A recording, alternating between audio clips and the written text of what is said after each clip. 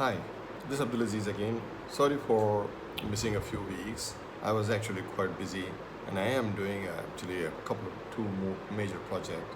One is the transformation of a large manufacturing company having multiple plants in more than one country, and another a startup which is in progress at the moment, and two more startups lined up. So once this finishes, there is a line, there is a queue. So things are quite busy these days. So let's get back to what we were talking. So I was talking about how to how to set up a startup business, how to actually convert a simple idea into a profitable business. And while we were doing it, I talk about various elements, how to start validating the idea and then moving forward, various elements till we reach to fundraise. So in the last video that I talk about the fundraise. Now we actually reached to the end, almost to the end of the entire series. Almost I say because there is one last step left, which is many people ask me, actually send messages when I will talk about how to take an exit. Of course, it's an interesting topic. So let's talk about exit. How to take an exit from a startup. So there are various methods of doing it, but first understand why there is a need for an exit. Does not mean that you want to just sell your company entirely and take a side. Exit means you sell or dilute some of your shares. You sell some shares, so you dilute your equity. When you sell share, what is the need? So that's a major question, which an investor asks, what is the need, why you are selling? First thing, if you are so believing in your business, you set up the whole thing, you make it now profitable, the hard work has been done. What is the need to sell now?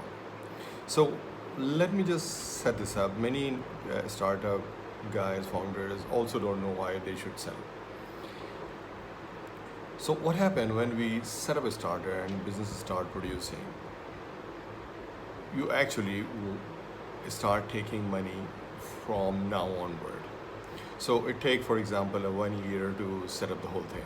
You actually had to left your company, your job, or whatever you were doing before, because you need to concentrate on this startup.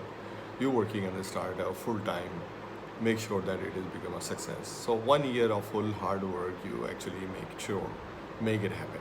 Now, once it has happened, you from going forward, you will be start making money out of it. So you will be get compensated properly from this business which you have set up. What about the 1 year of hard work that you have employed into this company to set it up? How do you get paid for that? There are two approaches. One is that you say, now I'm start getting as much money from this new startup that is more than the amount that I was generating before I even started the startup. So in some time, I will actually get compensated by this additional money I'm making as my extra compensation for the hard work I do. That's one way of thinking. That's fine. There's no harm in that. There is another way of thinking, is that sell some of the shares so that we get a lump sum money that will be a compensation of setting up the whole thing. That is what I believe we should do. You sell some of your share. I'm not telling that you sell everything, but some.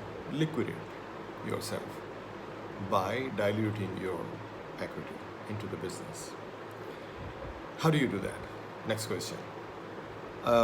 There are various ways of doing it. One is you can just go and offer to the investors, prospective investors, the way you did in raising the funds for the company, like we discussed in the previous video.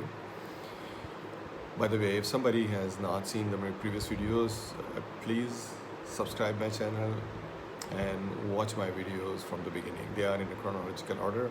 So pick up the first one and start doing it.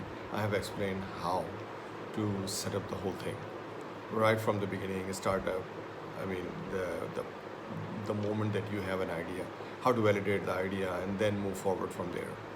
So it should be quite interesting. I'm getting a lot of commentary. People want me to keep on doing it. So I'll continue doing it.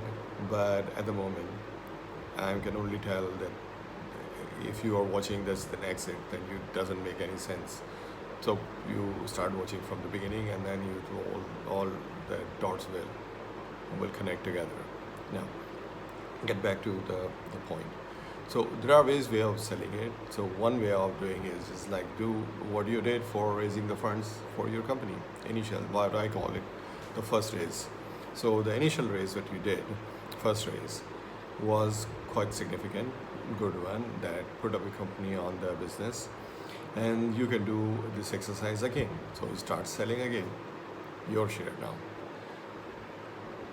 A better way of doing it, which I believe, and I usually do this activity, what is, and is this is whenever you're raising the fund, like even in the first fundraise that you did, or if you're not, then second raise, whenever you do the second raise, sell your shares to the same investors who buying the shares.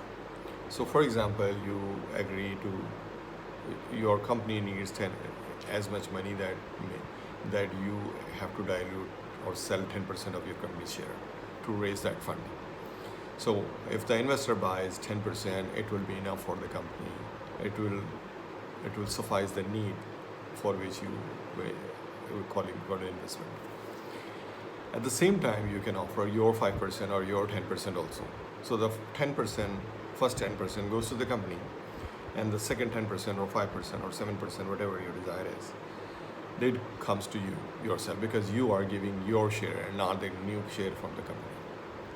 That's how you raise the fund. Because when we sell our share, the money comes to me because I'm owner of the share. When I take an investment for the company, I issue new shares in the company. So some majority share issue should go from the company, because that's why you're raising fund. But in the same process, you can dilute your own share also. You can sell your own share. Some of the investors are having their own internal policy. So they say, we have no desire, or the company policy, we don't invest less than 15% in equity, or 20%, or 25%. But your company need is to sell only 10 or 15%. So any top up the difference, you can sell your own share. So this way, you're helping the investor fulfilling his investment criteria or the company policy, and at the same time, you funding yourself. That's the best way of doing it. Going forward, we will talk now differently, because we have concluded our entire journey, but there are many bits and pieces missing in between. I will talk about those elements now. So that's not in the sequence, but there will still be a startup series. So please subscribe to the channel and keep watching. Thank you very much. This is Abdulaziz, Senior Partner, Diluting.